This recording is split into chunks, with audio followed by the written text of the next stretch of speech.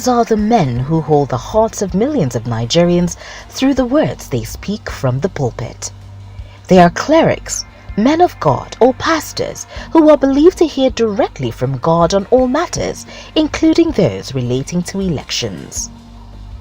As the polls draw closer, several pastors have been actively involved in the polity.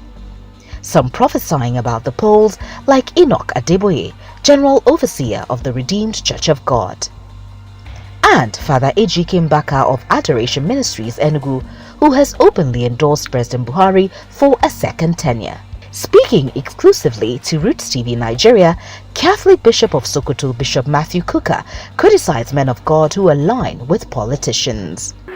Endorsement, as a Catholic priest, I understand the law, and I know that the Catholic Church teaches us a certain level of distance that must exist between a priest and the political process. It doesn't mean we cannot speak out about the issues, but I will not, no priest is allowed in the Catholic Church to be aligned with a political party. It doesn't mean we may not have friends who are politicians. I mean, the chairman of the APC is a good friend of mine, Comrade Adams Oshimole. We go back more than 30 years or 40 years. The chairman of the APC, of the PDP, is a friend of mine. We go back many years. So it's not about but I cannot openly say that I'm endorsing and asking my congregation to vote for a particular party or a particular politician. A priest does not lose his priesthood by taking that decision. All that can happen is that there are sanctions that can be applied. But I'm not here to comment about the decision a priest makes to endorse a politician. At that level, you are using religion as a tool of transaction. It is morally reprehensible and it's not acceptable. We must uphold the sacredness of the altar. For me as a Catholic priest, it is not a platform that can be diluted by politics.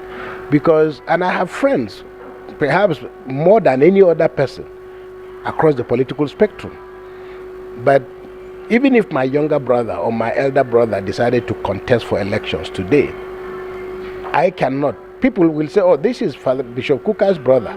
They might, but I cannot stop them but I cannot morally, in conscience, say that you should vote for my brother or my sister or my uncle because they are contesting election. People might say, well, because they are happy with me and they think that might be influential. You can't take that away from me. But all I'm saying is, please, the political process is being diluted so negatively and is getting increasingly toxic. And I hope that men and women who claim to be priests of God, whether they are bishops, whatever their status, must understand that they hold a sacred trust. That trust cannot be used as a tool of economic or political transaction. To be allowed to campaign in churches, there have been reports that many politicians willingly give to men of God monies, gifts, and promises of other inducements if they win. Could this be the motivation for several men of God to align with politicians? Or do you believe they truly hear from God as to which politicians people should vote for?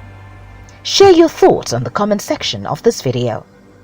Gloria Oji Emodi for Rootstv Nigeria.